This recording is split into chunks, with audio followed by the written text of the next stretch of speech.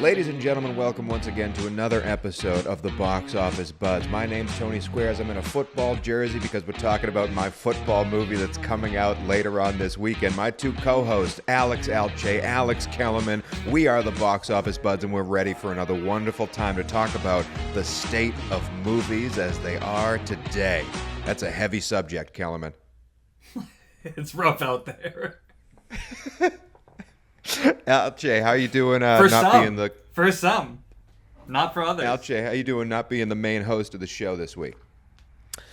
It's nice to just sit back, relax, have a little coffee while you pontificate for a while, and then I hop in with some random zingers. It's nice to be the B mic, I liked Cheese being hosting the show last week. I'm a worthy step in, I think Alche is a fantastic A-Mike host. What was also a fantastic A-Mike host was Demon Slayer at the American box office. Domestically, $70 million this weekend, up to $352 worldwide. Conjuring a strong second weekend, $26 million, $332 worldwide. Downton Abbey Cheese made $18 million. $30 million worldwide. You need it to come in as close to 150 as possible, and let me tell you, it's a fifth of the way there. We're on our way, baby. We're on our way. Here, I just needed to get to 80. I don't think anyone's going to sniff 80. I think Smashing Machine's going to go over. I think other people are going to go under. I think it's going to be just fine. But back to Demon Slayer, things that actually matter. What in the world is happening at the box office? Nobody actually can predict anything right now. The projections were 29 million, and then TJ intelligently pushed our over-under to 40. And it just blew that shit out of the water. Yeah, really, really wild. How did we vote last week? Was I the only one who went under? Yep. You were the only one who went under, Kellerman. Yes, every week we predict what the over-under will be on the domestic box office. We will be doing that for him later on in this show. Alche and I won last week's prediction going over the mark that TJ set. Kellerman went under. I am 20-15 now in the over-under, which is the only thing giving me hope, because I have lost the lead in our box office movie. That's right. Dangles took the lead. Thank you to Dangles and The Conjuring. He is now at $1.85 billion. You see, the three of us, we've drafted 5 movies coming out this calendar year. Whoever makes the most money wins the Box Office Fantasy League. I won last year. I was leading all of this year, and Dangles has taken it. $1.85 million. I'm at 1.74. Kellerman 1.7. Alche 1.6. TJ doesn't matter. Henry, thanks to Demon Slayer, is at $545 million and on our tails. Listen, Henry still has Zootopia 2 and Wicked 2 coming out. Watch out for Henry. But Dangles, congratulations, man. A great slate of movies, a great draft by Dangles. And if SpongeBob takes the indie category, Dangles has the best championship we've ever seen. Dangles, I'm hot on your heels, Tony. And then now I've got to close the gap on Dangles. You're done, buddy. You're done. You're both done. I still have another movie coming out. What do you have? I have. Now you see me, now you don't, or whatever it's. Now you three me. Right. I get that you have a movie, you got 2, but the real truth is Henry is going to blow everyone out of the water. Henry has a real strong shot. If he's already got 500 million with one movie, we're done. It's over. It's done. He's done. Yeah. He's got it in the bag. I got 3 movies left thanks to Springsteen, Walk Hard, The Springsteen Story, whatever that movie's called, coming in hot. And then him coming out this weekend is my indie category. We'll talk about him in a bit. But we also had Long Walk come out this weekend, made 11.5 domestically. Kellerman, you saw The Long Walk. Let's get a quick spoiler-free review on this latest Stephen King adaptation. I did see it, and it was okay. I mentioned on last week's show that I had read the story that it's based on when I was younger, and it followed the book pretty closely, save for a couple of different things, namely the ending, and it reminded me of why I liked it then, but the world has changed so much recently, and it touched on things that it was graphic in a way that it didn't really need to be. And that's same for me, and I love blood and gore. But even this felt thematically wrong. There were times when everyone would look away from a murder, but you see it, the audience sees it. And there were a lot of times where it seemed a little gratuitous and repetitive. There wasn't a lot of variety in the way people die when they fall off the walk. And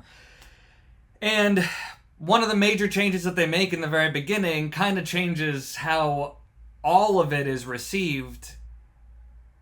It just was odd. I'd say if you like Stephen King, especially if you like the original book, you should definitely see it. The theater experience was okay. It was mostly drama. The gore is a gunshot wound here and there. It's not like there's any big action scene. It is, for the most part, people walking and talking. So, did it need to be seen in a theater? Maybe not. But if you like Stephen King horror, especially the more dramatic ones, I know that we talked about Stand By Me recently. It definitely is along those lines. Okay. Interesting. So I would say the box office score is probably more like a 1 or a 2. I would give it a 1.5 in terms of box office score. In terms of enjoyment and theater experience on a 1 to 5 scale, where does it fall for you? I give it a 2. Wow. So The Long Walk is sitting ugly at a 3.5 from the box office buds. That is very antithetical to the Rotten Tomatoes scores, to the Metacritic scores, and everything else. But that's why you come to us, folks, because we really key in on what the people really know. Yeah, The Long Walk, where the people have to walk 3 miles per hour, yet they only got to 3.5 on the box office scale. Let's move on to what's happening this week, because some big news in the world of movies. Paramount is buying Warner Brothers after they've already purchased 17 other things and is becoming a conglomerate in the world of movies. You might even say a monopoly.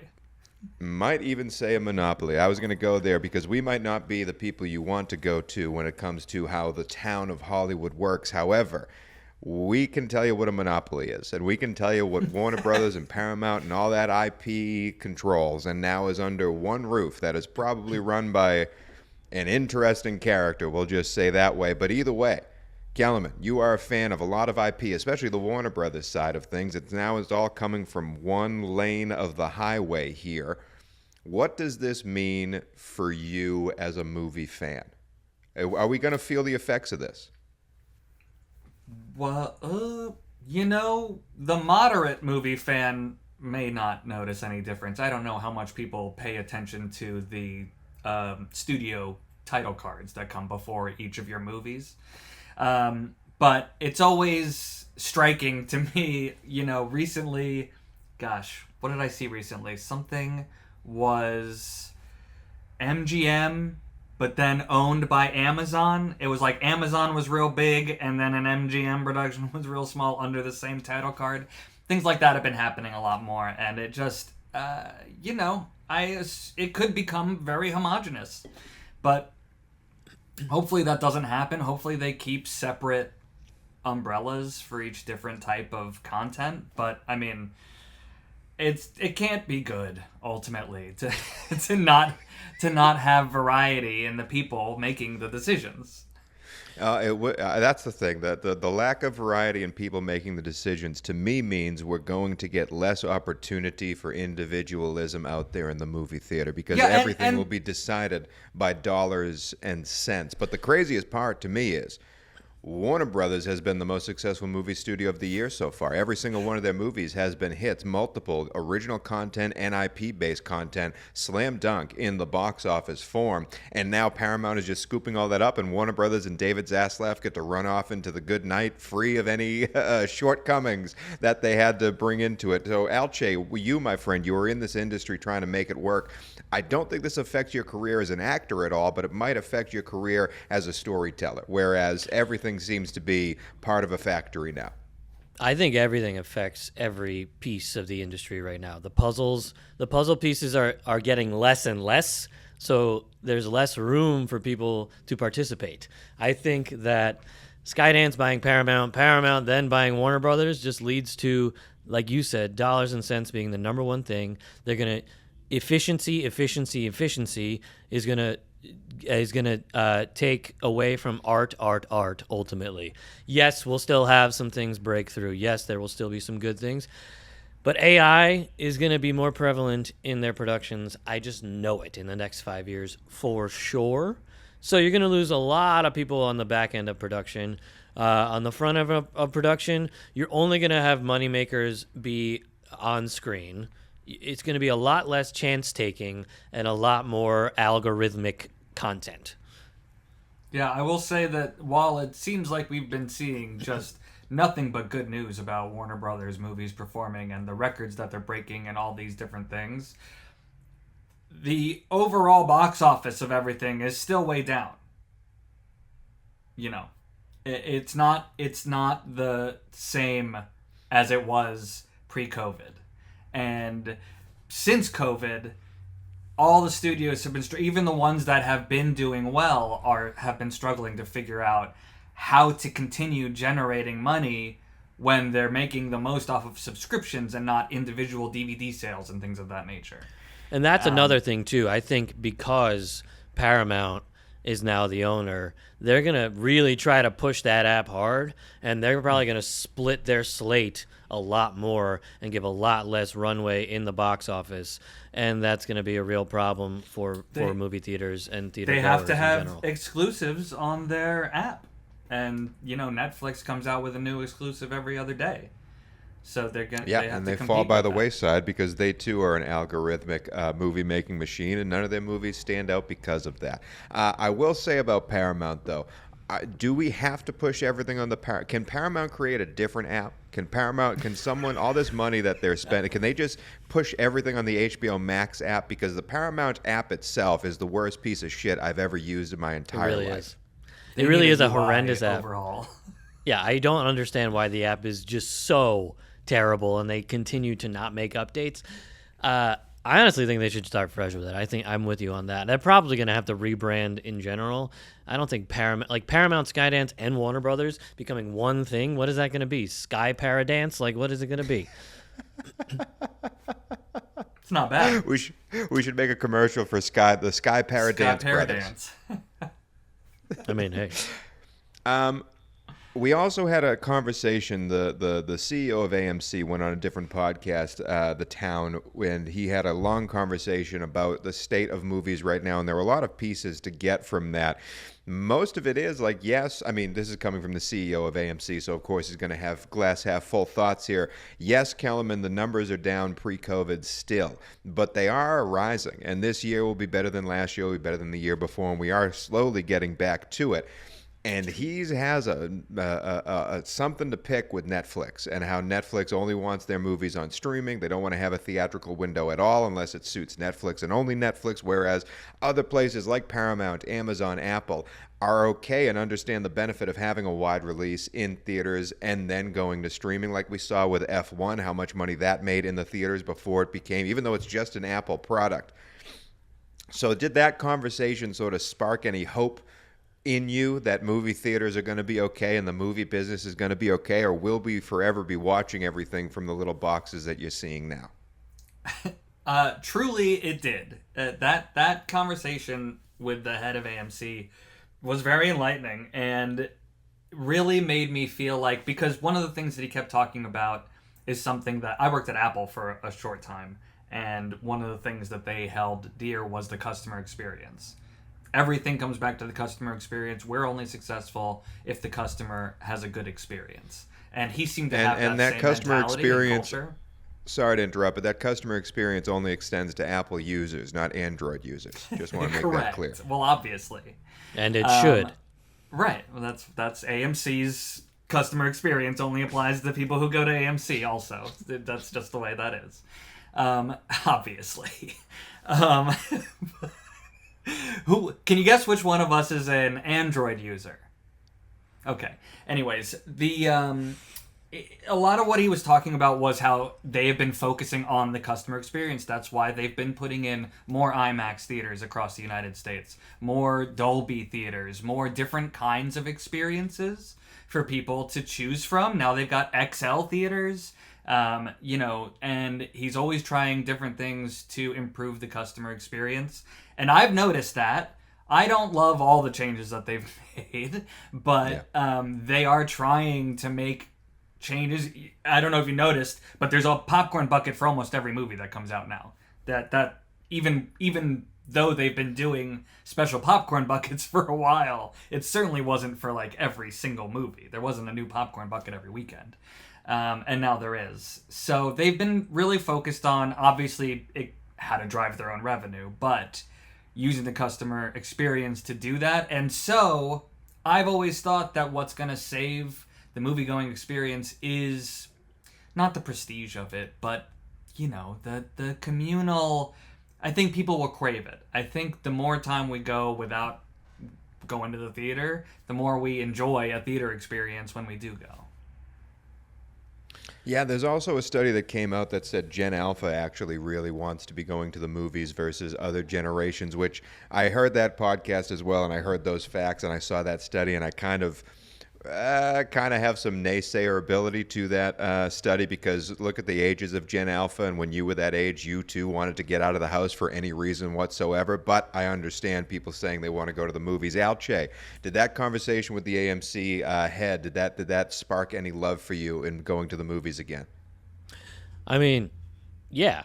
Look, I love going to the movies. I think that there's a wide variety of people who actually want to go to the movies. I think the products that are out right now are not agreeing with every demo.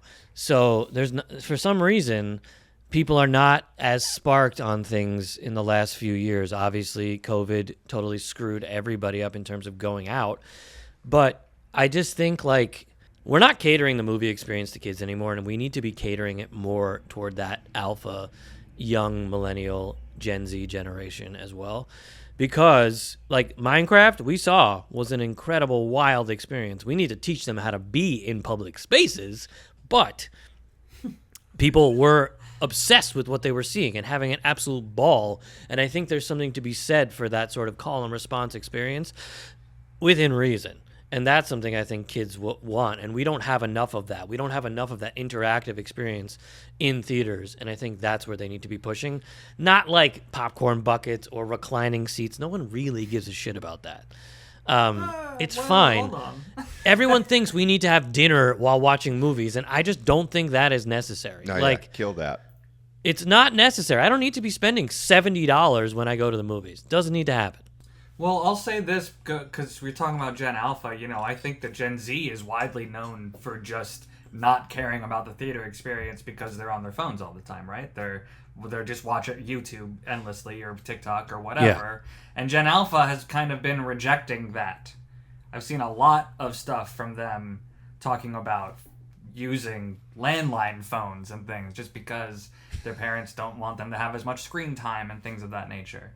So I think that it's sort of the pendulum swinging the opposite way in that regard, where people were kind of over the theater experience and it wasn't worth the money and they'd just as easily see it at home. And I think that will eventually come back to okay, well, we watch everything at home, so let's go watch this thing at the theater. Well, speaking of pendulum swinging, I do want to bring in the alternate angle here, because going into this podcast with you boys, I was clearly the one that went to the movies the least, especially since the past few years here. And I have fully loved going to the movies this year, getting that A-list subscription and trying to go in there. And I will say, I've been thinking about this for a few months now, and I don't know the answer yet. But I do know that something has changed within me, and I don't know what caused that change, whether it's because, to be open here, I've gained a little bit of weight over the past few years. Could it be because of the whole COVID dynamic? Could it be because I'm just growing older and more angry at the world? But I hate going to the movies when it's full. I don't like sitting next to a stranger. I don't like being near anyone. I don't like hearing their conversations during the movie theater experience. I don't mind being around people. I don't want to be seated next to that person like I'm in an airplane. And the price point on top of it, even with the A-list, is a big price point to now have that experience tainted by Joe Blow sitting next to me. So I will say, I've sought out those days where the movie theater is not full, the times where people aren't going to the movies, where I kind of have the theater to myself and a couple of other people here. In fact, I've made friends with people during the movie, after the movie, that I saw had a notebook out because she was writing a review for a paper in LA, and this is when she goes to see the movie, when she can just focus on it, doesn't have any people around. So I've sought out my own unique experience with the movie theater, as Alche has said.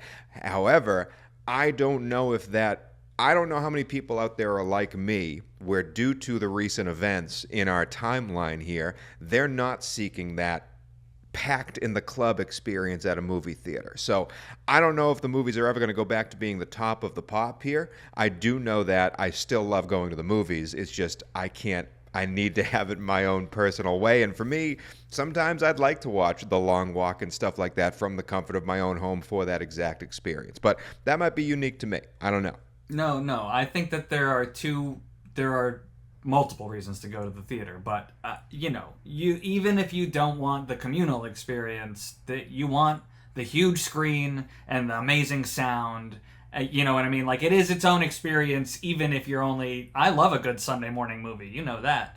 So, and I think that those earlier movie times are specifically for people who don't want to go to a crowded theater. Obviously, they're never selling out the 10 a.m. horror movie like they are in the evenings. But, as a counterpoint, I will say that a counterpoint and a point towards your side of this feeling. The person that I was with when I saw so behind us the whole time, there was someone, I don't want to say they were talking the whole time, but they were reacting, regularly. And for the person I was with, they just wish that person would shut up, to just shut up and let me watch the movie. For me, since there were times where I wasn't really enjoying the movie, that actually kind of saved it for me. Hearing him kind of react to it made me laugh a couple times at things that I wouldn't have, or you know what I mean? So for me, it was actually keeping me alive during the movie, just hearing other people reacting and having different thoughts about it. But obviously, that's going to depend on the movie and what you're doing. I will say, when we all saw the most recent Star Wars together, and Oscar comes out and says, somehow Emperor Palpatine has returned, and the collective groan in the theater, that was a unique experience that you're not going to get anywhere else. Alche, when we saw Minecraft, we all saw Minecraft together, and the crowd was going nuts, Correct. Yeah, I kind of am somewhere in between. There are definitely moments where I prefer the theater to be quiet. We all focus on what we're watching, and we react universally at the same time in that wonderful experience. When that happens, it's beautiful. There are moments when it's really fun, like when I saw The Accountant 2. I did not enjoy that movie at all. But when somebody was hysterically laughing at a moment that I thought was the dumbest thing on the planet, or them going, "Oh my God!" and I'm like, dude, what are you talking about? It's The Accountant 2? It's way more enjoyable than just watching it at home and wasting my time. So, there's something to be said for both. But I think the communal experience, when something is really special, watching Sinners, watching Weapons, watching a Star Wars, watching something that is highly, like an Avengers, watching something highly anticipated, is a really special, special thing. Or on the flip end, I also think for the art of it too. I saw Soderbergh's The Killer, the one with Fassbender. And I saw it in theaters first, and the sound design was incredible. Yeah. And you're not going to get that experience at home, and you're not going to get the full artistic experience anywhere but the theater. So for those reasons, I still love the theater, but I do hear you, and sometimes I just want to be on my couch, mildly stoned, watching something. I will say, theater experience, you're absolutely right. The sound design, I will never, ever, ever forget seeing Gravity, and the first thing you hear is George Clooney behind you, and then he comes around the theater and appears on screen in the top right corner, floating through space. It was genuinely beautiful. But this unique experience usually comes very in fun ways with a horror movie, and we do have a horror movie coming out this weekend, so I do want to transition into what could be a fun theater experience based on the plethora of trailers and marketing that we have seen for this movie.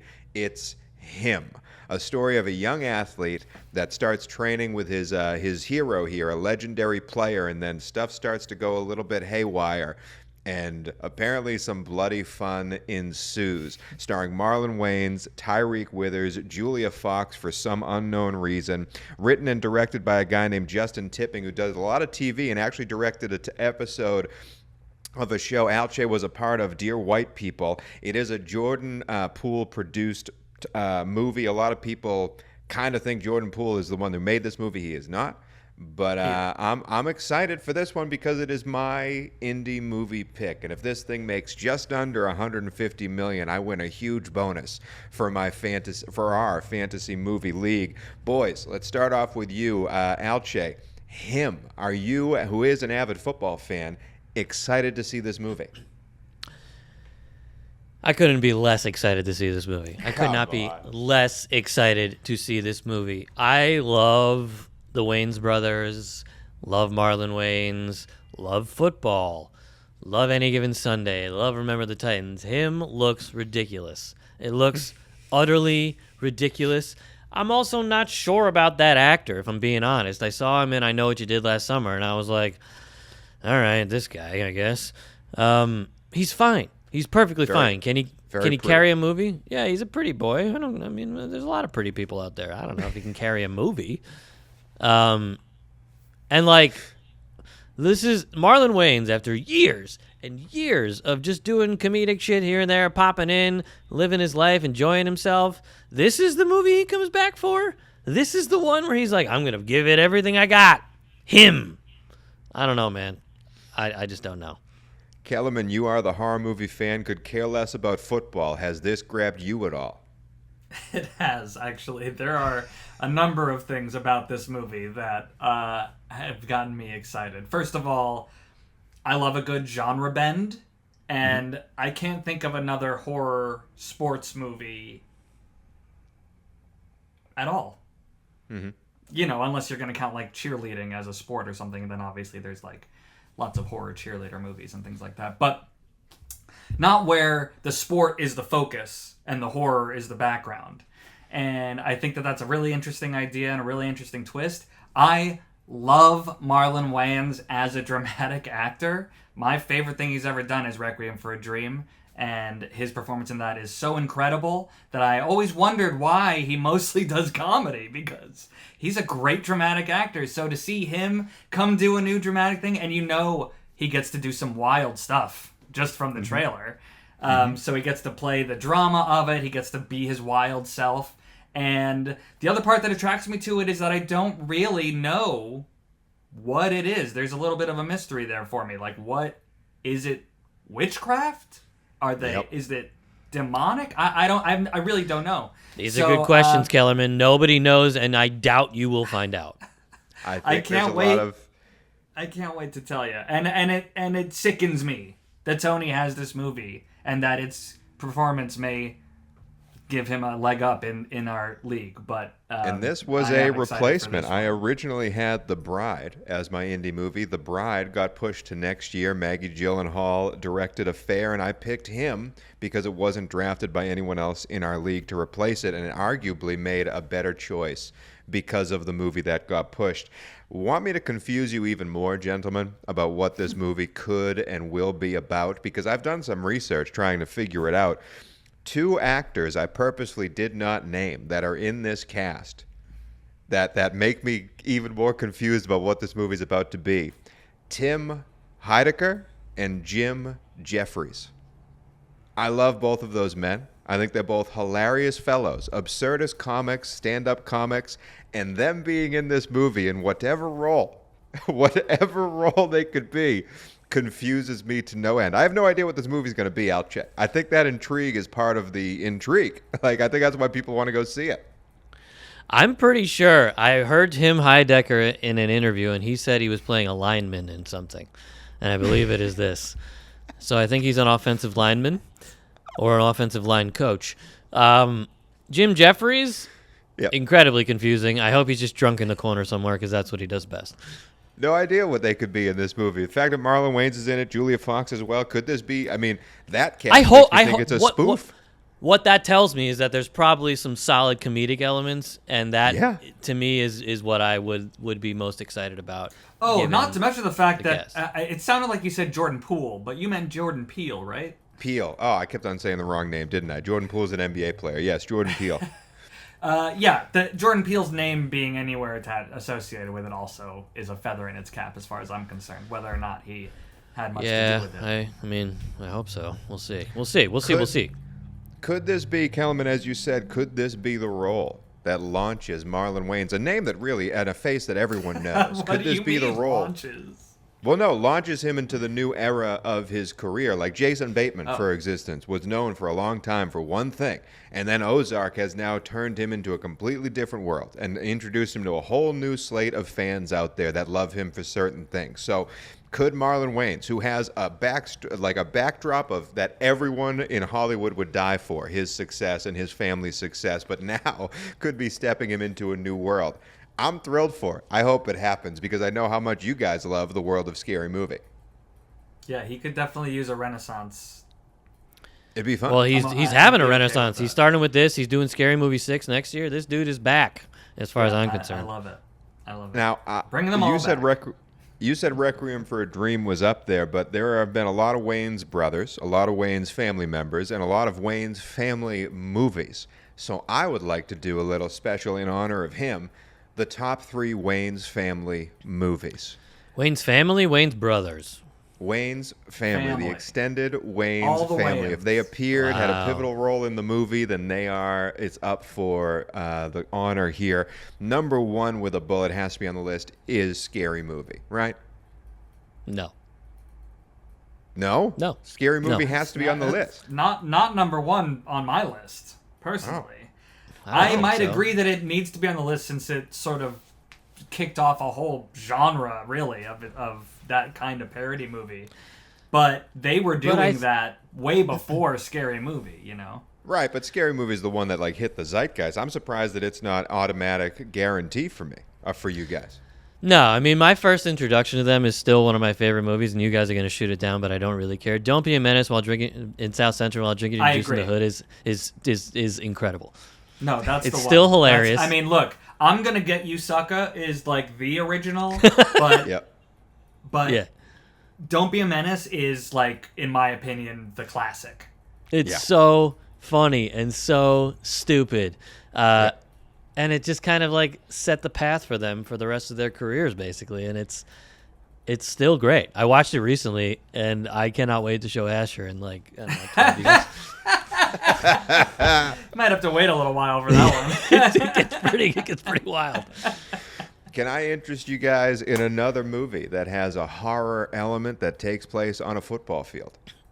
It's Sure. called The Last Boy Scout with Bruce Willis and Damon Wayans. And Damon Just want to throw it out Wayans. there. No. Not my 'cause- favorite Damon Wayans movie. Yeah, Major Pain has got to be over that. That's the Major one. Payne. That's the one. I do have Major Pain might be my number 1 with a bullet. I think endlessly quotable. The Damon Wayans 2 for me are Major Pain and Blank Man. Blank Man. 100%. Blank Man is 100%. ridiculous. Blank Man is. I loved it as a kid. It's probably a horrendous movie, but I just remember. It's not good. I watched it It's not hundreds good. of times. But I mean, and David Allen Greer also. That's just such a good one. But The best. I agree. Major Pain is on there for me. We got to Don't put Be a White Menace Chicks is on on there. there I think for me. White No, we Chicks don't. is over. No, we don't. White Chicks has to be on there. No, we don't. It's definitely is that their most successful? Definitely. Probably. Definitely. It's also. Although one it of their didn't worst. have 5 sequels like Scary Movie did. It's, No, but- it's a terrible movie. I don't know. It's not heavily great. quoted. I agree. Heavily quoted. That's true. That's true. It is Sure. beloved in communities probably unlike ours. Yes. I think there are better movies than White Chicks, and I like Major Payne. I guess Scary movie. I would agree. Yeah, and I'm gonna get you, Suck. I do love. Do we want any movies that aren't traditional Wayans Brothers movies like Requiem for a Dream or Air? Well, it's like those are such good movies, but are they Wayans family movies? Is it just if they appeared in the movie? I feel like, Marlon Wayans, as incredible as his performance is in Requiem for a Dream, is one of 4 or 5 main characters. Unlike Major Payne, where Damon Wayans is Major Payne. You know what I mean? And don't you forget it. Don't be a menace. The Wayans Alche, brothers unless are you want the to menace. unless you want to stoop for White Chicks, I think we've nailed the top 3. No, I don't need this. I don't need to, stand on a podium for that. No, it's fine. So Should the we? top We don't want to 3 talk about sextuplets. No. Sextuplets. I also left off 50 Shades of Black.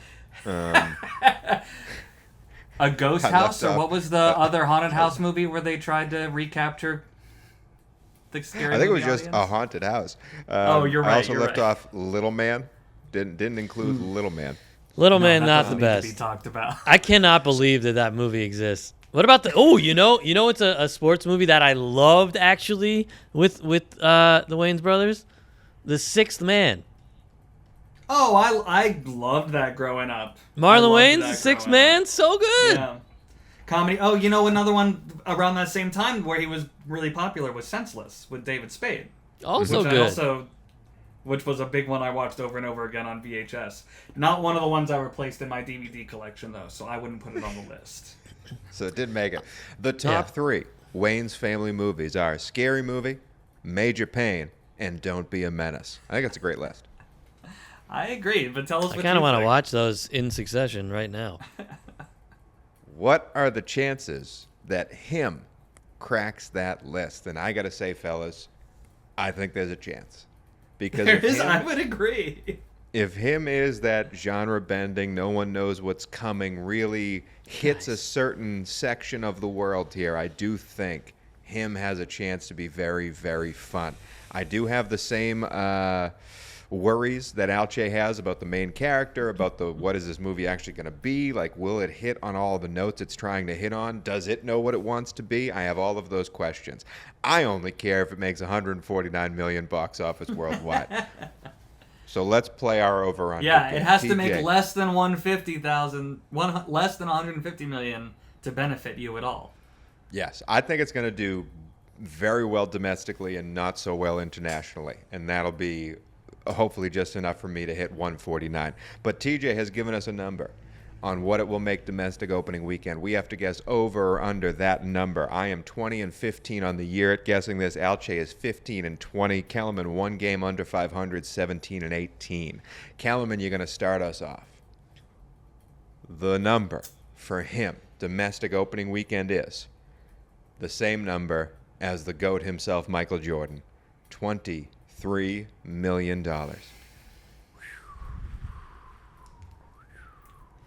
Gosh. For reference, The Conjuring in week 2 just made 26. Downton Abbey just made 18. So it'd have to be either Downton Abbey or The Conjuring week 2. It's a little higher than what I was thinking it would make. But, I was at the theater the other day, and I was near a him poster, and a group of kids came over and were like, "Oh, I can't wait to see that." What is this rated? Is this full R? Is this hard? I believe it is, I but believe maybe so, someone yes. should check it. I believe so, but I'm looking real quick. That'd be tough. That'd be tough. It's R. It's rated R. That would be tough. It's an R-rated horror movie. It could appeal to football fans, could appeal to horror fans. Exactly. Young people, obviously. There's a lot of youth in the film. I say it goes over. Kellerman, I will agree with you. I think this movie really hits a home run at the box office. In fact, the closer we get to this release date, the more worried I am it goes over 150. and I am out of the indie race because of that. I almost switched this when I was forced to take Roofman because I thought that this movie could make more than 150. I think him is a slam dunk of a marketing aspect and hitting a lane right now that just has not been hit for a while. And I think The Conjuring scares me with, people getting their horror fix with The Conjuring still. Right. But I do think there's a world where him really stands out as a feature unlike anything else. So I am in for him over 23 million. Alchi, you going to make it a threefer? I tend to agree. I'm trying to go opposite of you guys, but I'm going to stick with the over because God damn it. It's the third week of football season. Everyone loves Marlon Wayans, and I just think this is, and Jordan Peele putting that little cherry on top of people thinking it could be a good movie, even though it's not going to be, is an interesting wrinkle in it. And Certainly I just possible. I think it's going to make $30 million. I think it's pretty easy. I mean, horror has been performing really well lately. Yeah. Really except for Megan 2, or except for I Know What You Did Last Summer. Megan 2 wasn't a horror movie, and I Know What You Did Last Summer was campy bullshit. So hopefully this will live. I somewhere agree. beyond If they that. don't totally make it a bad movie, then it probably has a good chance to be decent. Right. We shall see. Hopefully, whenever we all decide the same thing in the over-under, we usually don't hit it. So that makes me a little bit worried because this is my movie. But hey, I'll go for it. Over 23 million for all of us. That's it for him. Next week, we have a very fun movie to talk about. A Leo DiCaprio movie is coming out, and there are rumors that it is one of the best movies of the year. Oh, I've heard it. to talk about that next week. I have heard from people who've seen screenings that this is by far the best movie of the year. Not even close. Sinners. And it's another Warner Brothers release, so... Yeah. And what's the full title of this? One Battle After Another.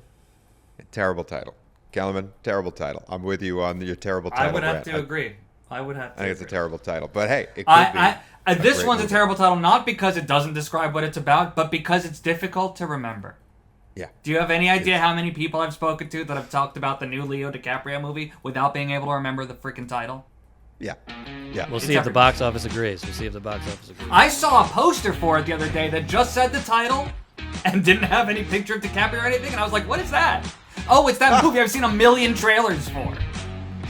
Yep. That's Sean Penn, Leo DiCaprio. A lot of fun. We'll be talking about that next week, but that's it for the Box Office Buds. Follow us if you like movies.